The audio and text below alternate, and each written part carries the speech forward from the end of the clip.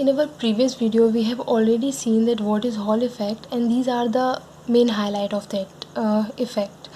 This is the mobility when we consider that all charge carriers are moving with some mean drift velocity. But in actual case what happened that there are so many thermal fluctuations, so the distribution of mobility is very random. So these are not the corrected mobility, but all these can give you a optimum range of that.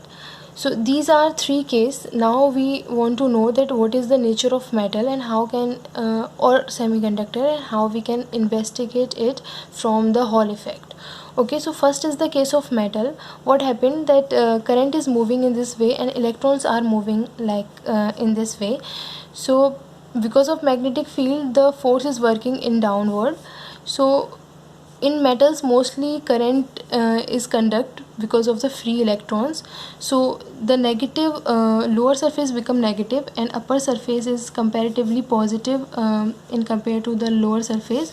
So this will give you the Hall voltage is negative in nature, because this voltage is produced after the accumulation of negative charge.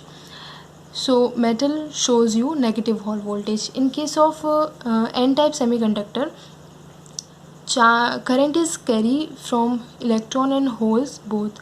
So electrons are moving in negative x direction, but holes are moving in positive x direction. So for both type of carriers forces work in the downward, in the minus y direction. Like electrons are moving this way, so your thumb will show the direction of force upward, but because of negative charge this direction will reverse. And for holes like this way, so this will show the direction of force downward for holes also. So both gets accumulated at the lower surface, but holes are very negligible, and mostly the free electrons will accumulate. So that this will give you also a negative Hall voltage. Okay, so both shows you negative Hall voltage. In case of p-type semiconductor, your holes are in majority but free electrons are the minority. So mostly your positive holes will accumulate at the lower surface, and this surface become positively charged in compared to the upper surface.